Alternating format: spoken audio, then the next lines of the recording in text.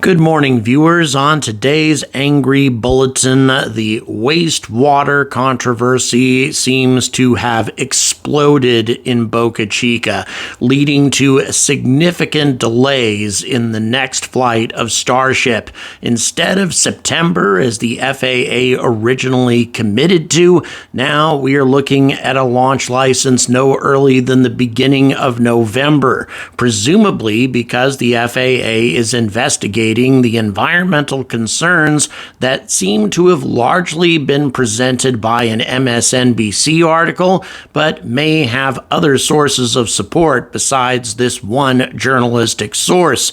Regardless, SpaceX has come out with a very extensive and detailed rebuttal of all of the claims that have been made against them, and they seem to be very aggravated indeed. So we're going to share as many of the details from that statement as can be made. It is a very long one, and I'm going to give you my opinions about what is really going on here on The Angry Astronaut right now. We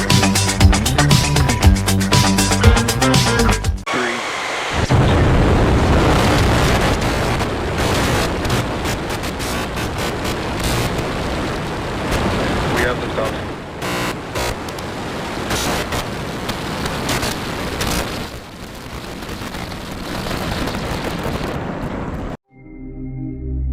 So this was the last time that Starship flew, back in June 6th of 2024, over 3 months ago. And according to a recent statement, very lengthy statement as I mentioned before, from SpaceX, the FAA does not foresee that they are going to be issuing another launch license until late November. And instead of sharing my own words with you about why all of this happens, I'm going to start out with what SpaceX has to say about this process. Quote, "Unfortunately, instead of focusing resources on critical safety analysis and collaborating on rational safeguards to protect both the public and the environment, the licensing process has been repeatedly derailed, keep in mind, by issues ranging from the frivolous to the patently absurd.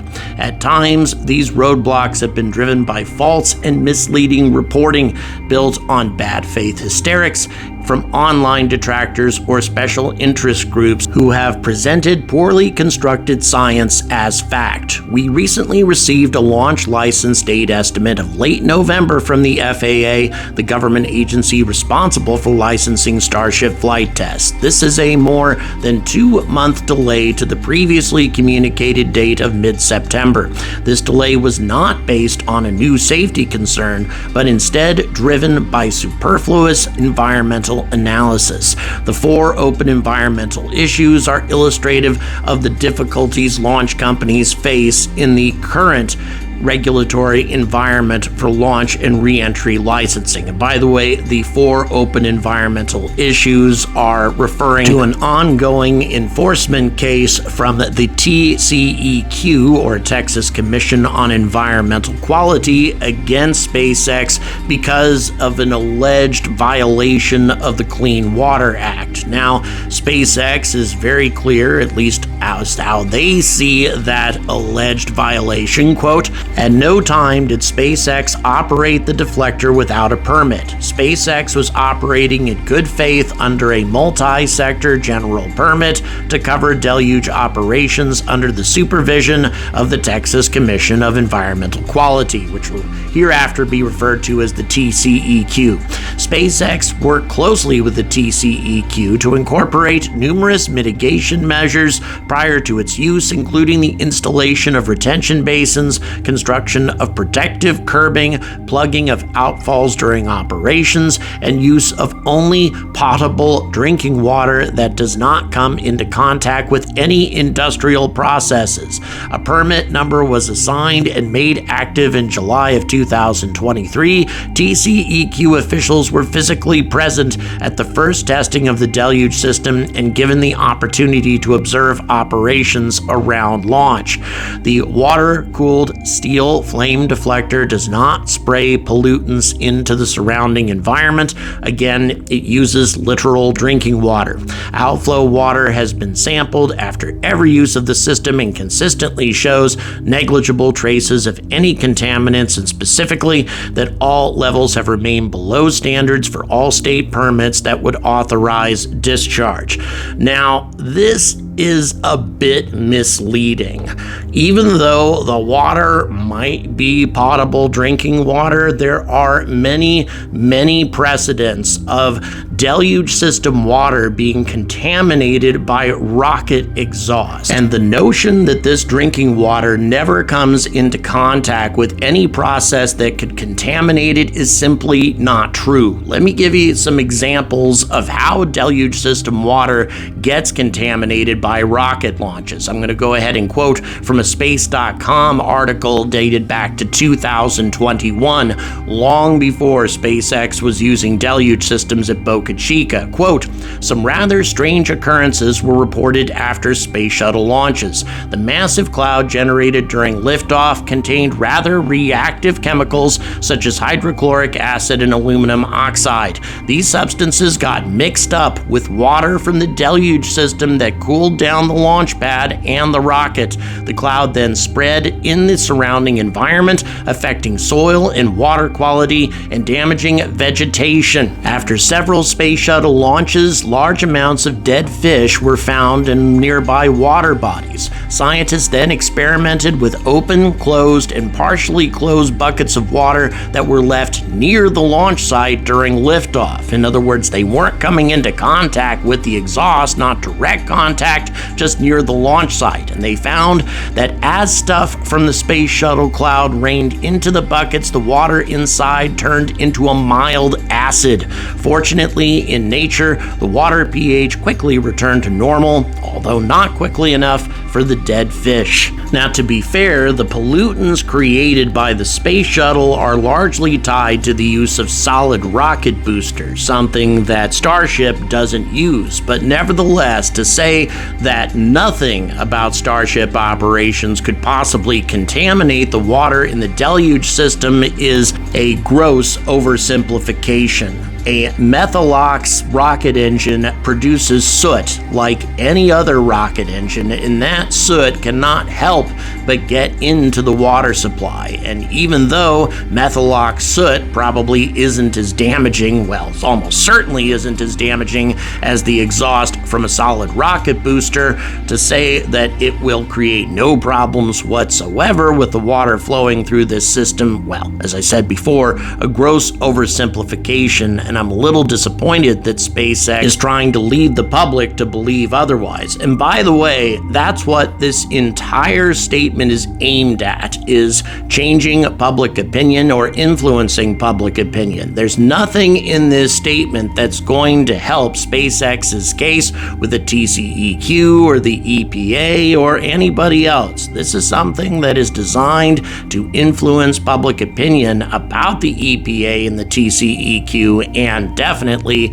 the FAA. Now, SpaceX also argues that the minor changes that have taken place in the flight plan, well, not all of it is minor, but nevertheless some minor changes in regards to the booster and the disposition of the booster have led to 60-day delays from the FAA due to additional consultations made in regard to these changes. I'll go ahead and just share what they have to say about this. On Starship's fourth flight, the top of the Super Heavy booster, commonly known as the hot stage, was jettisoned to splash down on its own in the Gulf of Mexico. The hot stage plays an important part in protecting the booster during separation from Starship's upper stage before detaching during the booster's return flight. The operation was analyzed thoroughly ahead of Starship's fourth flight, specifically focused on any potential impact to protected marine species. Given the distribution of marine animals in the specific landing area and comparatively small size of the hot stage,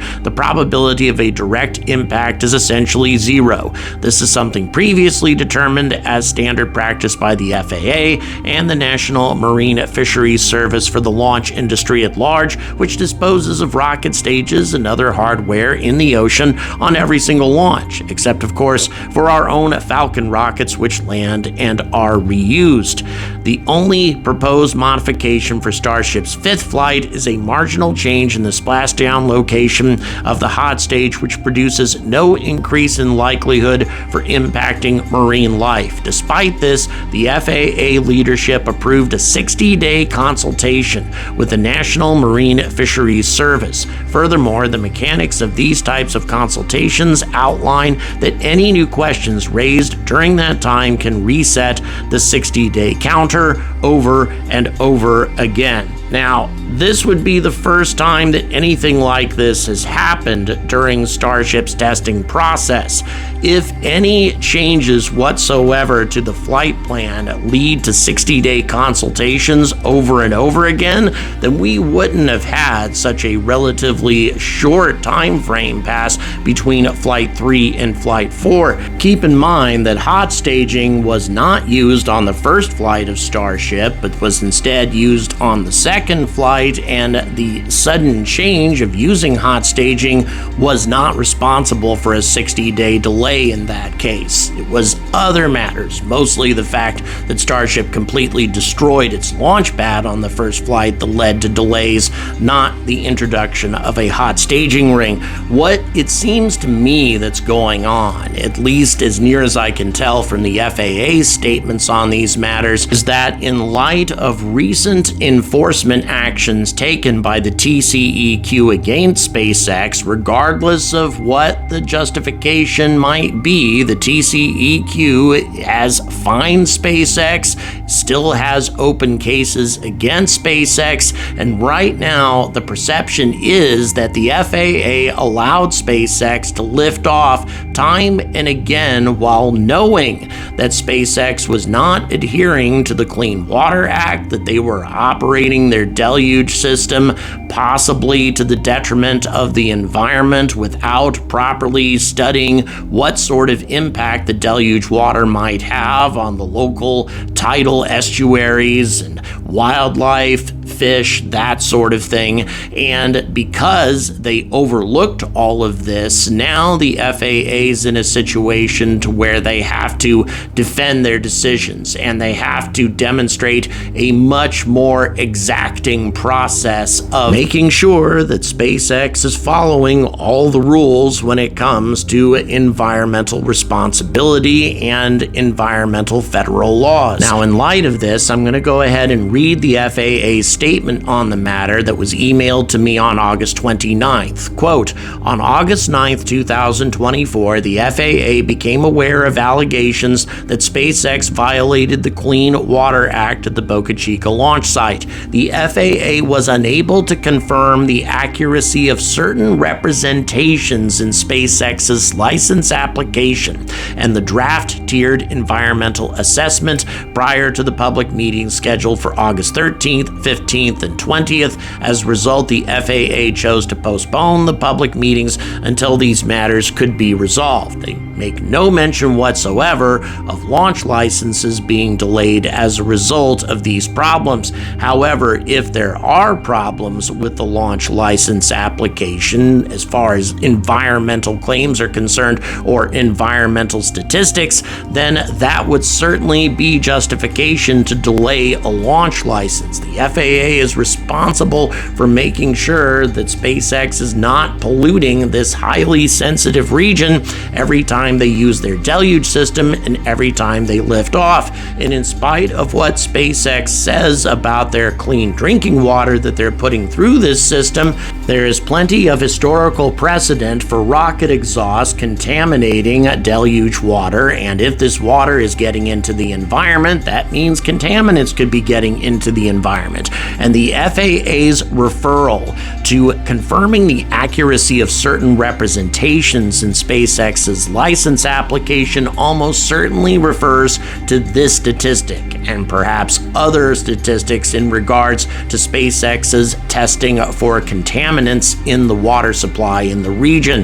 Now, SpaceX claims that all samples to date have in fact shown either no detectable levels of mercury whatsoever or found very few cases with levels significantly below the limit that the EPA maintains for drinking water. However, the results that you see on this chart are taken directly from SpaceX's launch license application, and it shows a very high level of mercury in the first sample, a rate per liter that is far in excess of what the EPA regards as being dangerous. Now, this could be an outlier because, as you can see, there are very high readings of other types of materials as well, like nickel, selenium, etc. So, as I said, it could be an outlier, it could be a misprint, it could be a wide variety of things. But if there is historical precedent for water deluge systems becoming contaminated by a launch process and those contaminants ending up in the environment surrounding a launch pad, as happened many times with the space shuttle,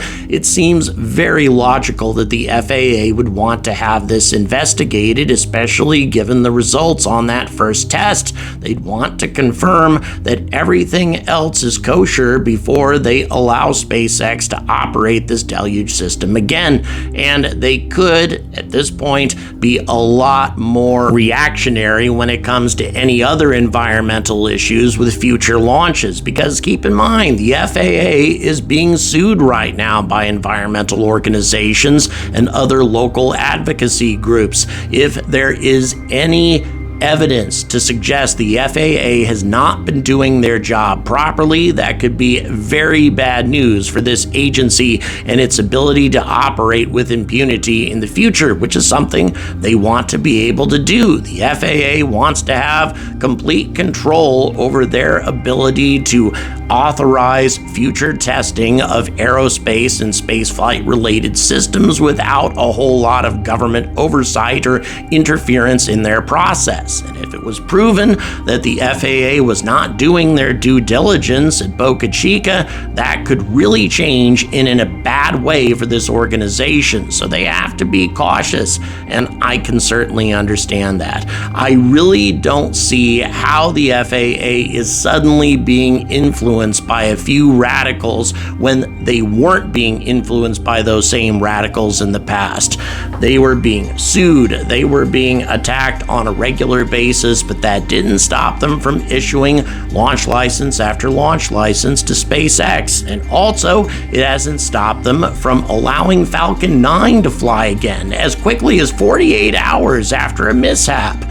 It seems to me that the FAA has done a lot to try to be cooperative with SpaceX, but unfortunately, given these recent allegations and given the fact that there seems to be something to them, or at least something that needs to be investigated, the FAA needs to be a lot more cautious than they ever have been in the past. And once again, if you need any more proof as to why I think this is the case, well, if all of this is untrue, if all of this is the result of false reporting, then why is SpaceX not suing MSNBC right now? Because there's definitely a lot of damage being done here. Delaying the fifth test flight until late November is going to have a serious impact on the development of this rocket and its contractual obligations to NASA and other organizations in the future. A lot of harm has been done by this article. So instead of making this lengthy case to the public, why is SpaceX not suing CNBC? Well, it could be because there is something to CNBC's reporting. Perhaps it's not completely accurate, but there might be enough in it that's factual to prevent SpaceX from taking legal action. So what's the point of this lengthy case being made to the American people? Well, in my opinion, SpaceX is trying to influence decisions at the ballot box. They're trying to get the current administration replaced by an administration that will put Elon Musk in charge of a government efficiency task force that will be able to improve efficiency in a variety of different government departments, including including, of course, the FAA. A Trump administration FAA will almost certainly be less obstructionist to any launch license application SpaceX puts forward in the future, given how close Elon and Trump have become lately. And although that may seem like a really good plan, if Elon fails in this endeavor, if he fails to get Trump elected and Harris wins instead, as I have said before, she doesn't strike me as the kind of lady that doesn't hold a grudge. And if SpaceX thinks the FAA is obstructionist now, it could get a lot worse when next year comes around. All I can say is that I hope things improve, and I hope that whatever allegations have been made against SpaceX are indeed false, or at least not serious enough to delay future launches beyond Flight 5, because 5 months in between launches is entirely too long and is going to put the future of not only Starship, but everything associated with it in significant jeopardy. And even if SpaceX brought some of this on themselves, sabotaging the future of Starship is bad for everyone, whether they recognize that immediately or not. Thank you very much for watching. Please don't forget to like and subscribe, and please check the description for various ways to support this content so I can keep bringing it to you. And as always, stay angry about space.